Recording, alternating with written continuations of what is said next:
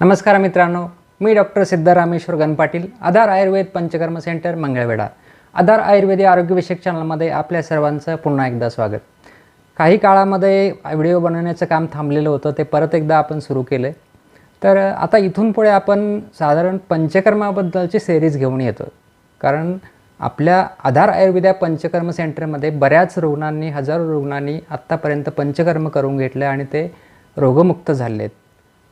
पण अशा बऱ्याच जे लोक आहेत ज्यांना पंचकर्माबद्दल जाणून घेण्याची इच्छा असते, पण पंचकर्म म्हणजे काय समजत नसतं. ते किती प्रकारचे पंचकर्म असतात, त्याचे फायदे काय, ते कधी करावेत, अशा प्रकारचे अनेक प्रश्न तुमच्या मनामध्ये आहेत. ते दूर करण्यासाठी हा तुमचा सगळ्यात आवडता जो आयुर्वेदातला प्रकार आहे की पंचकर्म, हे तुमच्यासाठी आज मी डिटेलमध्ये सांगणार आहे. तर पहिल्यांदा आपण पहिल्या ह्या व्हिडिओमध्ये काय बघणार आहोत, त्याच्या प्रत्येकाचे एक व्हिडिओ, प्रत्येक पंचकर्माचे जे 5 पंचकर्म आहेत त्या प्रत्येक पंचकर्माचे एक सेपरेट व्हिडिओ मी तयार करणार आहे, जेणेकरून तुम्हाला ते विस्तृतपणे चांगल्या पद्धतीने समजेल. तर अशा पद्धतीनं हा आपला आधार आयुर्वेद हा जो चॅनल आहे तो तुम्ही सबस्क्राईब केला नसेल तर प्लीज अगोदर सबस्क्राईब करून घ्या. तर आता पाहूयात आपण पंचकर्म म्हणजे काय.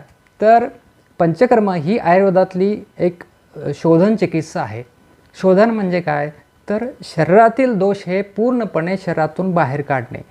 चिकित्सा करताना आयुर्वेदामध्ये एक 2 प्रकारे चिकित्सा केली जाते. त्यामध्ये एक शमन चिकित्सा आणि शोधन चिकित्सा. शमन चिकित्सा म्हणजे काय, तर औषधी द्रव्य देऊन, म्हणजे गोळ्या, काढे वगैरे सगळं देऊन शरीरातील दोष हे कमी करणे. त्याच्यानंतर दुसरा प्रकार येतो, जर अशा शमन पद्धतीनं जर औषधं देऊनसुद्धा एखाद्याचा आजार कमी होत नसेल किंवा तो काही दिवसांनी परत होत असेल, तर त्याला शोधन चिकित्सेची गरज असते. शोधन म्हणजे जे काही दोष आहेत ते शरीरातून पूर्णपणे बाहेर काढून टाकणे, जेणेकरून तो परत त्याचा वारंवार उद्भव होऊ नये. पंचकर्म किती प्रकारचे असतात, तर पंचकर्म हे 5 प्रकारचे पंचकर्म असतात. त्यामध्ये कोणते येते, तर पहिलं आहे वमन, दुसरं आहे विरेचन, तिसरं आहे बस्ती, त्यानंतर येतं नस्य आणि त्यानंतर शेवटी येतं रक्तमोक्षण. रक्तमोक्षण काही ग्रंथामध्ये रक्तमोक्षण, काही ग्रंथामध्ये शिरोधारा, असे दोन्ही पंचकर्म हे सांगितलेले आहेत. पण शक्यतो रक्तमोक्षण आणि नस्य हेच धरले जातात. तर आपण प्रत्येकाचं थोडक्यात विश्लेषण मी सांगतो. तर वमन, विरेचन, बस्ती, रक्तमोक्षण आणि नस्य हे अशा प्रकारची जी 5 पंचकर्म आहेत, ह्या पंचकर्मांना करताना खूप एक नियम असे सांगितलेले आहेत. त्या नियमाप्रमाणे पंचकर्म केले तरच त्याचे आपल्याला चांगल्या प्रकारे फायदे मिळतात. आता असे अनेक पंचकर्म सेंटर आपल्या बऱ्याच ठिकाणी, जवळच्या ठिकाणी ओपन झालेत की ते काही ठिकाणी तर 5 दिवसामध्ये 5 पंचकर्म केले जातात. असे काही महाभाग आहेत की जे 5 दिवसामध्ये 5 पंचकर्म करून घेतात. तर अशा पद्धतीनं हे एवढं सोपा भाग नाही आहे पंचकर्म म्हणजे की 5 दिवसामध्ये 5 पंचकर्म होतील. तर खरं पंचकर्म किती वेळ लागतो, कुठला आहे, हेच आपण यात बघणार आहोत. त्यातलं पहिलं वमन हे पंचकर्माबद्दल थोडक्यात सांगतो मी. वमन हे कशासाठी आणि कसे केलं जातं, त्याच्यामध्ये काही औषधी तुपं असतात.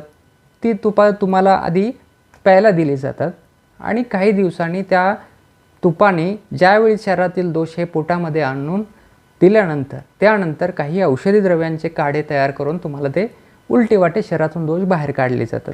तर अशा पद्धतीनं हे वमन पंचकर्म येतं. त्यानंतर संसर्जन क्रम म्हणून येतो, म्हणजे जी पोट ढवळून काढलेला आहे त्यातून जो जठराग्नी आपला मंद झालेला असतो तो चांगला होण्यासाठी थोडंसं भाताची पेज, भात वगैरे अशा पद्धतीनं तुम्हाला त्याच्यावरती ठेवलं जातं. त्याला पश्चात्कर्म म्हणतात.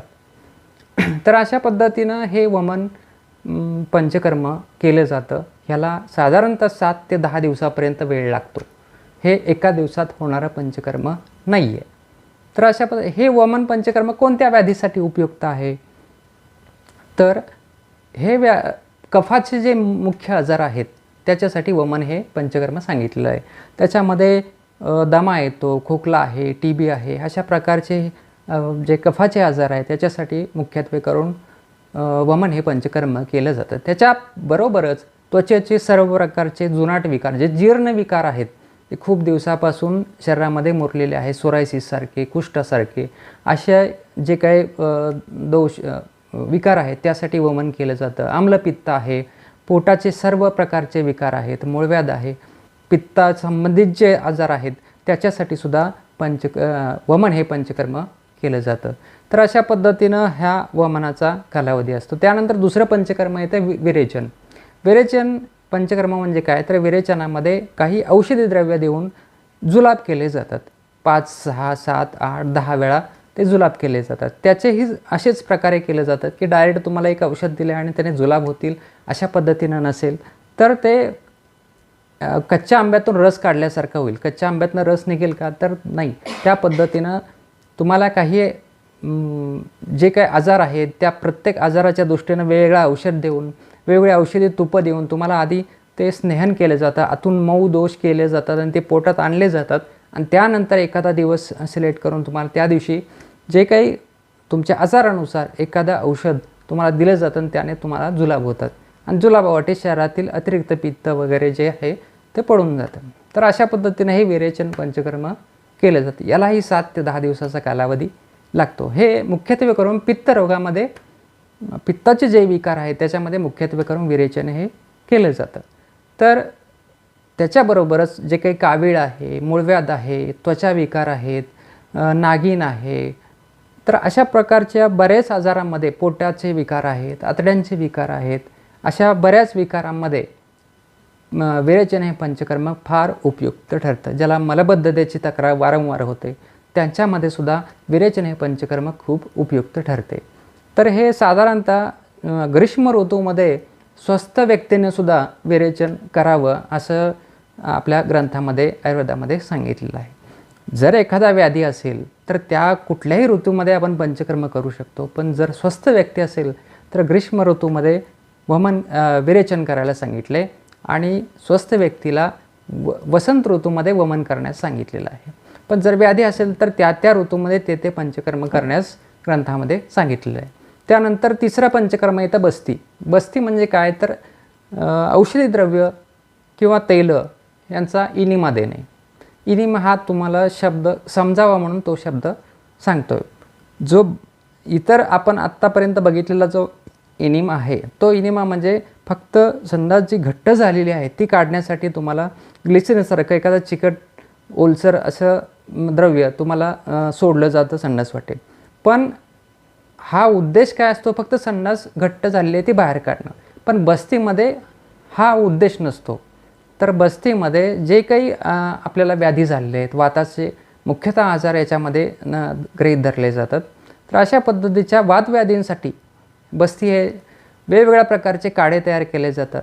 वेगवेगळ्या आजार, तुमचा कुठला आजार आहे त्यानुसार ते औषधद्रव्य सिलेक्ट करून त्याचे काढे तयार केले जातात. त्याच्यावर मध, संधनमक अशा प्रकारचं जे काही त्याच्या द्रव्य लागतात शास्त्रानुसार ही द्रव्यांचा काढा तयार करून 100 मिली, 200 मिली, 400 मिली, 500 मिलीपर्यंत ते काढे तयार करून त्याचा सन्नसवाटी ते द्रव्य आतमध्ये सोडलं जातं. ते अगदी लहान आतड्यापर्यंत आतमध्ये पोचतं आणि ते तिथून शोषून घेतलं जातं आणि मग ते जे अतिरिक्त आहे ते नंतर बाहेर पडून जातं. तर अशा पद्धतीनं हे बस्ती पंचकर्म दिलेले जी काही औषध आहेत ती सन्नाची जी जागा आहे, रेक्टम आहे, आतडे आहे, त्यातून ती खूप चांगल्या प्रकारे शोषली जातात. हा एक औषध देण्याचा एक मार्गच आहे. जसे आपण शिरेवाटी औषधं देतो, इंजेक्शन दंडाला देतो, त्याप्रमाणेच हे सन्नासवाटीसुद्धा दिलेलं औषध हे शरीरामध्ये चटकन शोषून घेतलं जातं. त्या पद्धतीनं हे पंचकर्माचा उपयोग केला जातो. ह्याच्यामध्ये मुख्यतः वातव्याधींसाठी हा बस्ती पंचकर्म होतं. हे सलग एकतर 8 वेळा, 16 वेळा किंवा 32 वेळा असे पंचकर्माचे बस्ती पंचकर्म हे घेतले जातात. याच्यामध्ये वातव्याधी म्हणजे संधिवात आहे, आमवात आहे, रक्तिवात आहे, त्यानंतर वेगवेगळ्या प्रकारचे वजन कमी करण्याचे बस्ती असतात. वेगवेगळ्या त्वचा रोगामध्ये सुद्धा बस्ती केला जातो. वेगळ्या पोटांच्या आजारामध्ये सुद्धा बस्ती केलं जातं. कॅन्सरच्या विकारामध्ये, अशा बऱ्याच विकारांमध्ये तुम्हाला बस्तीचा उपयोग हा खूप चांगल्या पद्धतीनं होऊ शकतो. तर अशा पद्धतीनं हे झालं तिसरं पंचकर्म बस्ती. आणि त्यानंतर येतं की जे वर्षा ऋतूनंतर जे काही आपले दोष शरीरामध्ये साठलेले असतात ते तुम्ही बस्तीनं चांगल्या प्रकारे शमवू शकता. त्यात तेलाच्याही बस्ती असतात आणि काड्याच्याही बस्ती असतात. त्यानंतर चौथं पंचकर्म येतं रक्तमोक्षण. रक्तमोक्षण म्हणजे काय, तर शरीरातील दूषित रक्त आहे ते जवळच्या मार्गाने बाहेर काढणं. तर जे काही त्वचेचे विकार आहेत ते रक्तदृष्टीमुळे होतात. आपण जे काही आहार विहार करतो त्याच्यातून जे काही विष उत्पन्न होईल ते रक्तामध्ये तुमच्या मिसळलेलं असतं आणि त्याच्यातून वेगवेगळ्या प्रकारचे आजार, त्वचेचे विकार आपल्याला निर्माण होतात. तर अशा प्रकारच्या त्वचा विकारांमध्ये जवळच्या मार्गानं रक्त शरीरातून बाहेर काढलं तर नवीन रक्त तयार होतं आणि दूषित रक्त हे शरीरातून बाहेर काढलं जातं. त्याच्यामध्ये 2 प्रकारे केलं जातं. एक जलौकावचरण म्हणजे जळू लावणे. जिथं जिथं आजार झालेला आहे, त्वचा विकार घडलेला आहे त्या ठिकाणी त्याच्या शेजारी हे जळू लावलं जातात. ते जळू तिथलं जे दूषित रक्त आहे ते पितात. तर अशा पद्धतीनं जळोकाने रक्त दूषित काढणे. त्यानंतर स्थानिक शिरावेध करून म्हणजे जिथं आजार झालेला आहे त्वचेचा विकार त्याच्या जवळच्या भागातून जी काही शिर असेल त्या शिरेतून रक्त काढून टाकणे. तर अशा पद्धतीने रक्तमोक्षण हे त्वचा विकारामध्ये खूप चांगल्या पद्धतीनं केलं जातं. शरीरातील दोष हे डायरेक्ट पद्धतीनं बाहेर काढले जातात. त्यानंतर शेवटी येतं नस्य. नस्य हे कशा प्रकारे करतात, तर नस्यामध्ये औषधी काही चूर्ण असतात किंवा औषधी तेलं असतात जे शिरोरोग जे आहेत म्हणजे कानासंदर्भातले, नाकासंदर्भातले, सर्दीचे, डोकेदुखीचे, अर्धशिशी अशा अनेक प्रकारचे जे काही इथून वरचे जे आजार आहेत शिरभागातले त्या आजारांमध्ये नस्य हे खूप चांगल्या पद्धतीने काम करतं. त्याच्यामध्ये औषधी चूर्ण किंवा औषधी तेलं हा नाकावाटे आतमध्ये सोडली जातात. त्याच्यामध्ये तेल जर असेल तर 4-4, 5-5, 6-6 थेंब मला झोपून ते नाकामध्ये सोडले जातात किंवा चूर्ण असेल तर चूर्ण हे फुंकून आतमध्ये सोडलं जातं. अशा पद्धतीनं हे वमन, विरेचन, बस्ती, रक्तमोक्षण आणि नस्य अशा प्रकारचे ही 5 पंचकर्म आपल्या आयुर्वेदामध्ये सांगितलेले आहेत. ह्या प्रत्येक पंचकर्माचा असा व्यवस्थित असा वेगवेगळा कालावधी असतो. एका दिवसामध्ये हे सगळी पंचकर्म करता येत नाहीत. तर ही पंचकर्म केल्याने शरीरातील जे काही दोष आहेत वात, पित्त आणि कफ आणि रक्तदुष्टी ह्याने जे काही वेगवेगळ्या प्रकारचे आजार आपल्यामध्ये उत्पन्न झालेले आहेत तर अशा प्रकारचे सर्व आजार हे शरीरातून पूर्णपणे बाहेर काढून टाकले जातात जेणेकरून त्याचे परत जी काही उत्पत्ती होणार आहे तो अजिबात होत नाही. त्यामुळे जगातील ही एकमेव अशी उपचार पद्धती आहे की हे शरीरातून पूर्णपणे बाहेर काढलं जातं आणि परत तो कुठल्याही प्रकारची चिरफाड न करता हा उपचार होतो. हा खूप त्यातली महत्त्वाची गोष्ट आहे. तर अशा पद्धतीनं हे थोडक्यात मी पंचकर्माबद्दलची माहिती सांगितली. इथून पुढच्या व्हिडिओमध्ये आपण काय बघूयात की प्रत्येक पंचकर्म कधी करावं, पंचकर्म केल्यानंतर काय करावं आणि कोणाला कोणतं पंचकर्म करावं लागतं आहे आणि त्याचे एका पंचकर्माचे सेपरेट व्हिडिओ आपण पुढच्या व्हिडिओमध्ये बघूया. तर अशा पद्धतीनं त्याचे गैरसमजसुद्धा आपण पुढच्या व्हिडिओमध्ये कवर करूयात. तर अशा पद्धतीनं हा व्हिडिओ आवडला असेल तर लाईक करा, शेअर करा, सबस्क्राईब करा. पुढच्या व्हिडिओमध्ये भेटूया. तोपर्यंत स्वस्थ रहा, मस्त रहा. धन्यवाद.